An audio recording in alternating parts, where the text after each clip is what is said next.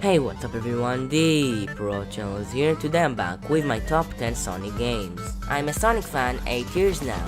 I've played almost every Sonic game, and I think it's finally time to decide what are my favorite games from the series. Now, before I start, please try to remember that this list is based entirely on my opinion, and if you disagree, please tell me your top 10 in the comments below.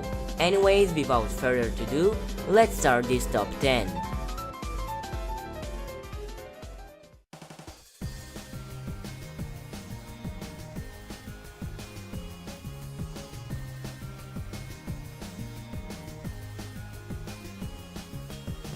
Some starting this list with games with mixed opinions.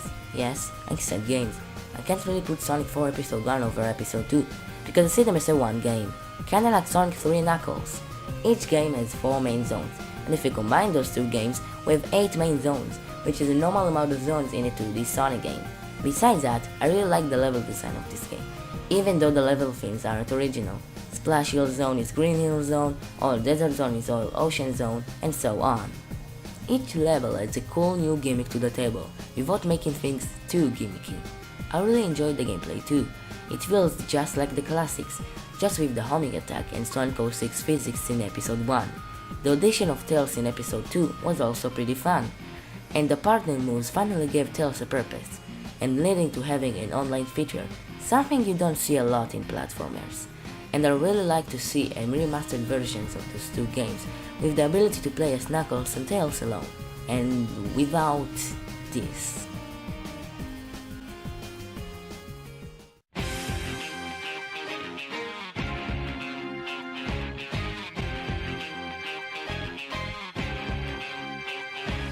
And on number 9 we got Sonic Riders Zero Gravity, the second game in the Sonic Riders series and probably my favorite. I had a lot of fun with this game and the new Zero Gravity gimmicks. The level design was pretty good, and it's probably one of the only racing games which actually matters what characters you choose to play. Instead of just affecting your stats, you have 3 types of characters: Speed, Flying, and Power. Each type will have the ability to get special shortcuts.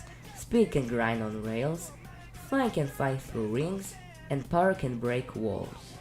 The story mode was pretty fun, even though it wasn't hard or long, and there are a lot of cool characters to unlock. And the soundtrack is one of the best in the series. I recommend trying this game out, but do yourself a favor, don't buy this game for the Wii if you don't have a GameCube controller, because playing this game with motion controls is even worse than playing Sonic and the Secret Rings.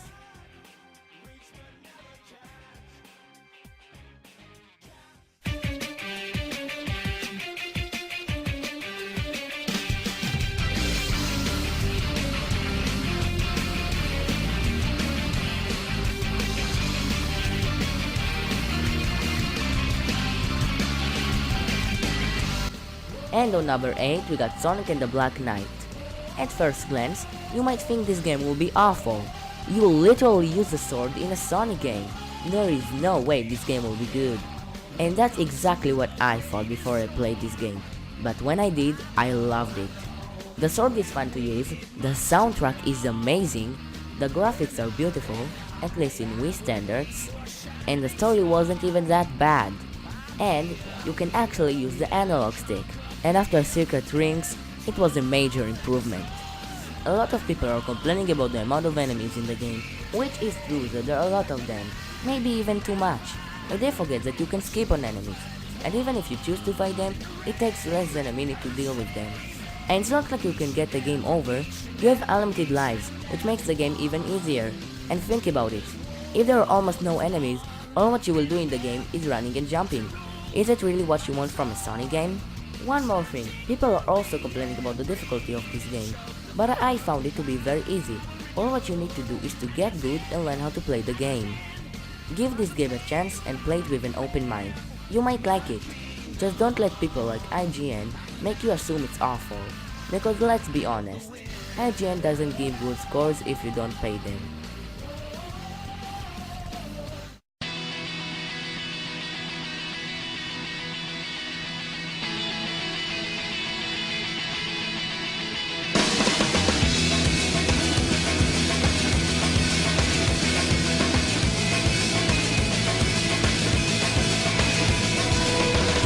And on number 7 we got Sonic Unleashed. This game introduced the boost in 3D with awesome and super fast day stages. The reason I'm saying day stages is because this game has two gameplay styles. Day stages with modern Sonic and night stages with Sonic the Hedgehog. The night stages are slower and have combat and more platforming than the day stages, and they are way longer than the day stages. I actually enjoyed the night stages, and yes, the Hedgehog is a silly idea, but I still liked it, and I found myself sometimes waiting for a night stage. The only two flaws I found in the game are the annoying sun and moon medals and the really bad frame rate, but besides those two complaints, I enjoyed the game from the start to finish. The story is one of the best in the series, the graphics are the best in the series, the soundtrack is wonderful, and with Endless Possibilities being my favorite Sonic song, this game totally deserves its spot on the list.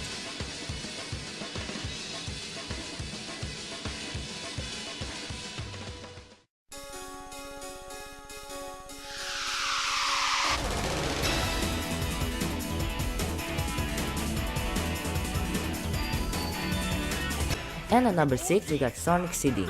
This classic Sonic game has a really interesting history. It was created for the Sega CD, but it didn't get much attention, since Sonic 2 was also in development at the same time. And the fact that the Sega CD didn't sell that well didn't help it at all. So it ended up as a hidden gem for the Sega CD until it was ported for modern consoles. That's when many people, me included, finally got the chance to play this game. I liked the weird level design of the game, and the option to travel in time was also pretty cool. And don't forget the fact that this game introduced Metal Sonic to the Sonic series. Oh yeah, and also Amy.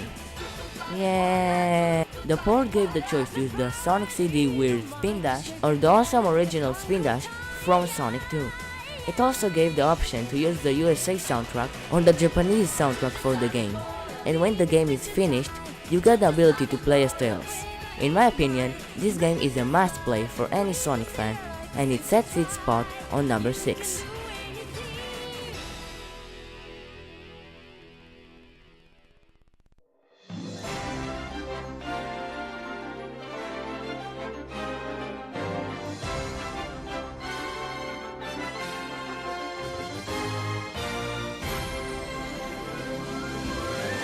And on number 5 we got Sonic Lost World.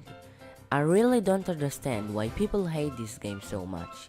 The only two main complaints I heard about this game is that it's too similar to Mario and too slow. I actually found Sonic to be very fast if you know how to use the unlimited spin dash, and I don't mind the game being similar to Mario as long as I'm having fun with the game. That's why I like Sonic and the Black Knight and Sonic Unleashed. I don't waste my time complaining about why Sonic is a werewolf or why does he have a sword. Because I don't care as long as I'm having fun. I don't want Sonic to become another franchise that releases the same game every year. I want them to try new ideas once in a while. The level design gives you multiple routes to get to the goal, which is a huge callback to the classic games. The soundtrack is pretty good, the graphics are almost as good as Unleashed, and the new gameplay style and the parkour ability are fun to use, and I will not mind Sega using this gameplay style for at least one more game.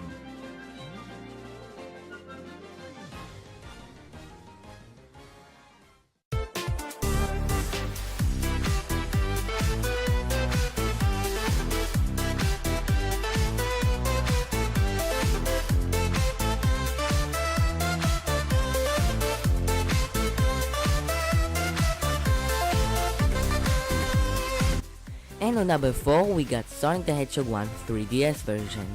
Sonic 1 is a game I can always go back to at any time. Its great soundtrack, level design, level themes, and creative ideas the game has makes me come back again and again. I actually don't have a lot to say about this game. It's the original, how can you not like it? Now, the reason I chose the 3DS version of the game is because it gives you the ability to use the spin dash. And yes, I know about the mobile version, which is technically superior to the 3DS version. With the ability to play as Tails and Knuckles, it has updated visuals and also has the spin dash. But I just really hate touch controls. So until the port comes to consoles and PC, Sonic the Hedgehog 3D is my favorite version of one of my favorite Sonic games of all time.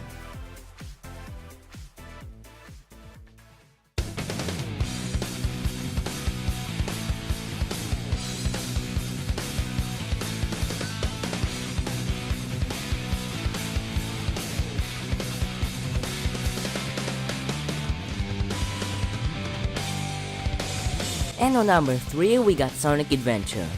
When most people hate on this game, they say it didn't age well. But almost every 3D game at the time didn't age that well either. I know the game has problems, but it released on 1998, so I can forgive it for that. It's the first time Sonic Team made a 3D Sonic game, so I can't expect it to be all that great. But at this point I will just repeat my discussion on why I think Sonic Adventure deserves a remake, so I will leave it at that. I had a good time with all of the playable characters, besides Amy. Yes, even Big the Cat. But maybe it has to do with the fact that I can beat his story under 12 minutes. The level design is one of the best in the entire series, and I think the game did a great job translating Sonic's gameplay from 2D to 3D. The music is great, the graphics were great for their time, and the story was okay in my opinion. And with all of that, Sonic Adventure sets its spot on number 3. Wait, Sonic Adventure on number 3?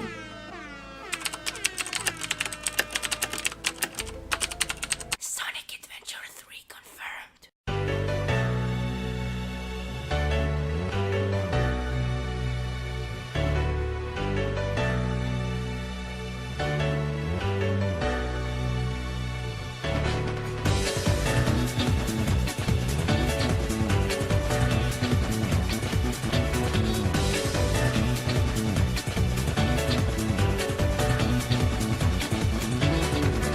And on number 2 we got Sonic Colors. After Sonic Unleashed, a lot of people asked from Sega to create a game with the same gameplay style as Unleashed, just without the Hedgehog. Surprisingly, Sega listened and made Sonic Colors, and the result was amazing. They took everything that was good about the Unleashed Day levels and made them even better. Sonic's controls way better than he did in Unleashed. The level design is great and surprisingly creative. The soundtrack is one of the best in the series, and I love how every level has a remix of the zone theme. The Wisps are a nice addition to the game and I really enjoy using them. The graphics are also really impressive for the Wii. The story is not as serious as Unleashed, but I don't really mind the story because I'm playing the game for the game itself. The only problem I have with the game is that there aren't enough 3D sections, but the game is still fun nonetheless. And with all of that, Sonic Colors sets its spot on the number 2 place.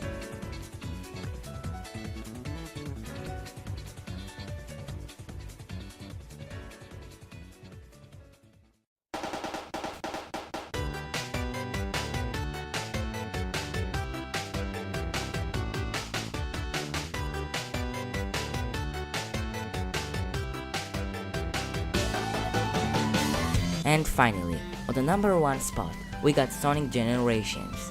This game was the perfect way to celebrate Sonic's 20th anniversary, with all stages back and 2 playable characters, Classic and Modern Sonic. And I have to say, they handled both gameplay styles pretty freaking well. They finally perfected the boost gameplay style for Modern Sonic, and Classic Sonic controls just fine. The physics aren't the same as the Classic's physics, but at its core, it controls the same. The new level design for all stages is just amazing. Some of them are even better than the originals. Some examples are Sky Sanctuary, Seaside Hill, Crisis City, Rooftop Run, and Planet Wisp. The game didn't bring any original songs, but the remixes are really well done. The story doesn't take itself too seriously, but just like Colors, I don't really mind it. Since I finished Generations, it automatically became my favorite. I never had so much fun with a Sonic game. I just wish it was longer. But hey, I can say that to any of my favorite games. When they end, you just want more of it, because you had so much fun with the game, and you know you won't have the same experience in a second playthrough. One thing I have to say is that this game had so much DLC potential, but all we got is pinball.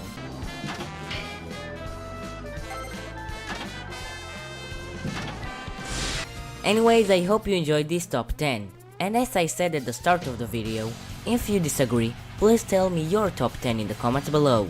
Just please don't kill me because you think Sonic Unleashed should have been higher, or because you think I'm stupid for not putting Sonic 3 and Knuckles on the list. No? Okay, please like, comment and subscribe for more Sonic news, discussions, gameplay videos and maybe even more top 10s, and have a good day.